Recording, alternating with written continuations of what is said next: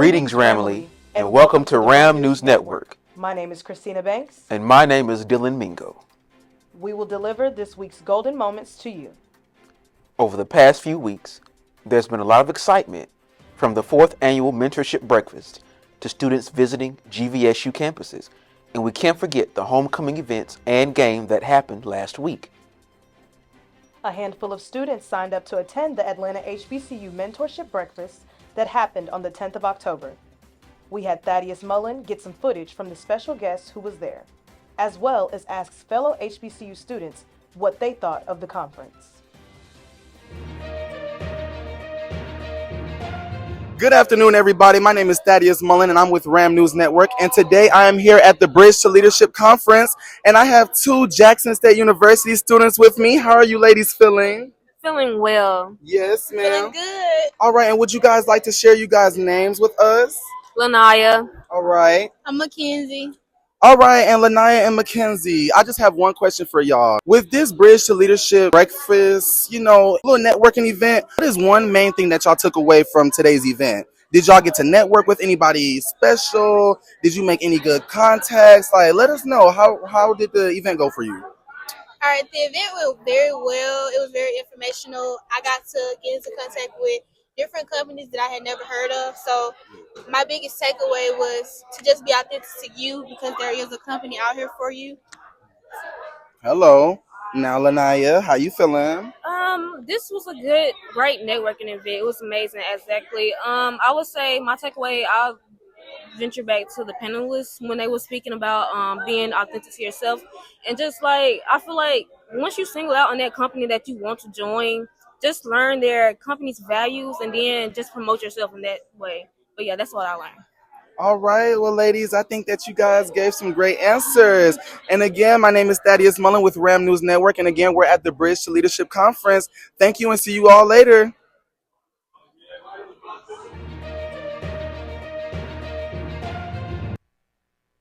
Thank you, Thaddeus. That looked fun. Then, on the 10th, the Broadcast Education Association, or BEA, was also filming for the annual 48-hour video competition, in which they will compete against other BEA clubs from other schools. Make sure you are subscribed to our website and channel to see the results and whether ASU can secure another win. A group of 8 ASU students from the Mass Communications Department went to Grand Rapids, Michigan, to the HBCU HSI Consortium to explore their options for continuing their education by pursuing a master's in communications. This event was also open to other HBCUs. Good morning, guys. It's Keon Lane from Ram News Network, and today we're at the GVSU HBCU/HSI Consortium for the 2025 Fall 2025 school year, and I'm here with Lachey Lewis. Okay, Lachey, tell us a little bit about yourself, what school you're from, what brought you here today, and what was your overall experience? So my name is Lachey Lewis. I'm from Johnson C. Smith University. I'm a senior. I'm a biology major with a minor in chemistry.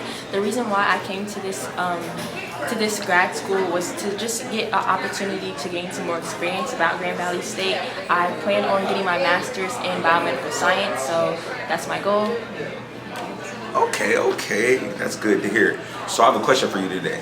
Coming from an HBCU such as Johnson C. Smith, what challenges do you believe you will face when coming to GVSU?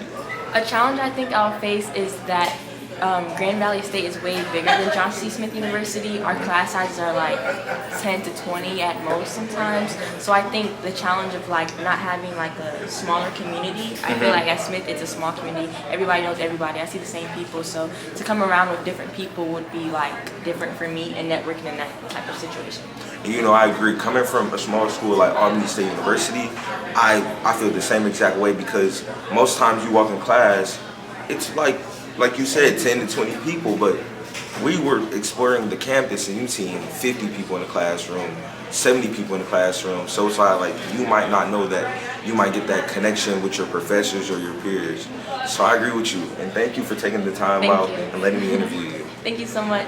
All right.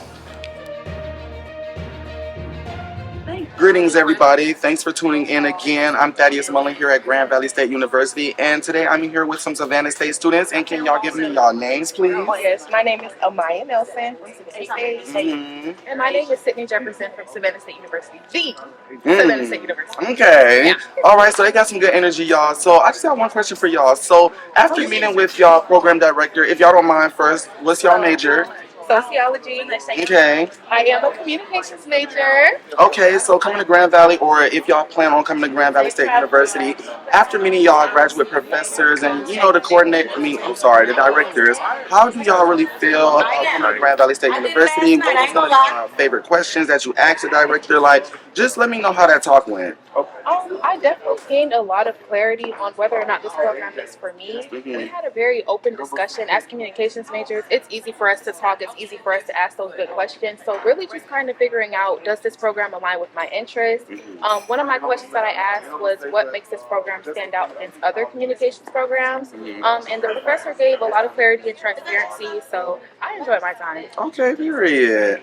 Okay, so for the master's program, they actually didn't offer sociology, so I was able to speak to her about social work, and she was able to kind of convince me that it was a more broader, subject to go into, and she just basically gave me a lot of clarity as far as, what I would be wearing, what would I be doing on my day-to-day, and things like that.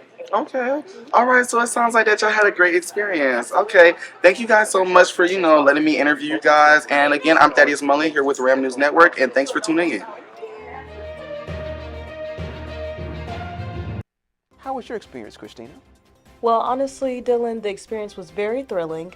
It definitely motivated me and opened my eyes that there are so many resources available to us as Mass Comm students and so many opportunities out there for us to explore those rooms. And it honestly pushed me to want to further my education. I truly loved it and hope to become a part of the GVSU family. Amazing. I'm glad you had that great experience. Thank you.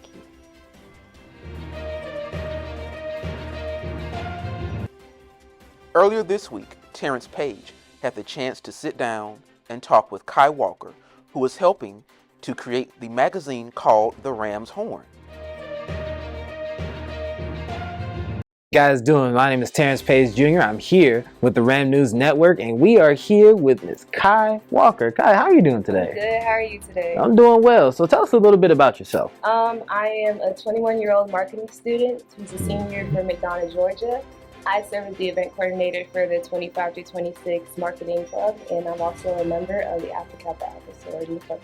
That's great. That's great. I stay in Locust Grove. So how you doing, neighbor? How you doing? So my first question is, what is the Ram's Horn? The Ram's Horn is going to be a student magazine that will involve basically everybody who wants to participate. It will be everybody's stories. It will be everybody who wants to do something, participate, entrepreneurs, writers. It will be used to help with their creatives, their ideas, everything that you could think of or everything that you think you could involve yourself with to help yourself in your future with the exposure. Come and try to help, because that's what I want it to be about. I want it to be about us and just us. That's great. So what type of stories do you think you can write for the magazine? The stories I think I could write would be some helpful tips, such as recipes. Like a lot of us, especially if you live on West, most times all you're gonna have is a microwave. A lot of people don't know what to make with a microwave, so I would want to help us with making food simple and easy. That's just not stuff that's microwavable. I would also think hygiene tips, because it's hot in Albany, and it doesn't have to be just washing yourself. It could be everything, as in taking care of your hair, taking care of your moisturizing routine, everything. I also would like to have students talk about their daily lives. I want them to tell us what they do, how they do it, why they do it, and stuff like that as well. All right. That sounds amazing. So is there any way for students to help out with the Ram's Horn magazine? Yes. If you can contact me. My Instagram is Kai Michaela. It's K-H-I, Michael with an A at the end. My email is khimw4@yahoo.com. If you have any ideas, if you want to help, just contact me. I will talk to you, let you know what's going to happen, and how I can help with whatever you need and how you can help me as well. All right. So when's the first issue coming out? Because you convinced me. I'm going to get one. The first issue is coming out November 3rd. All right. Well, is there anything else that you would like to say about the magazine? I would like to say that think of it more as a collaboration, more as a job in a workplace. This is going to be all of us together, and we're going to see how it goes. So that'll be it. All right. Well, thank you so much for joining us today. Make sure that you get Ram Horns magazine. Thank you, Terrence and Kai. Now that we are coming out of homecoming week, here's the list of events that happened last week. But before we have the recap, Dylan, how was your homecoming? Well, my homecoming was very eventful, very restful, and I really, really enjoyed it. How was yours? Oh, it was amazing. Everyone got together, the food was amazing, we won our game. It was just a lovely weekend. Lastly, we finish off homecoming with the homecoming football game against Tuskegee, which we won 7-3. We would also like to shine a light on the ASU cross-country team. They've once again claimed the crown as the 2025 SIAC champions. We also had our very own weatherman, Evan Willis, to participate in the HBCU Go program with Micah Prince at the homecoming game. We also had our very own weatherman, Evan Willis, to participate in the HBCU Go program with Micah Prince at the homecoming game. Share your experience with us. Yes, getting involved with the HBCU Go program was very educational and fun because I had the chance to meet some wonderful people who helped me refine my skills behind the camera. I'd like to thank Mr. Rapley, also Mr. Tabor, for giving me this opportunity. Now let's talk about the weather. And now here's your weather for the week. Monday bring a few showers and maybe a thunderstorm with highs of around 73. Things cool off midweek with sunshine returning at upper 60s and low in 40s. By Friday and into the weekend, expect plenty of sun and warmer temps in the mid 70s. Overall, a nice mix of cool mornings and mid-afternoons across the week. Thank you. I'm Evan for the weather.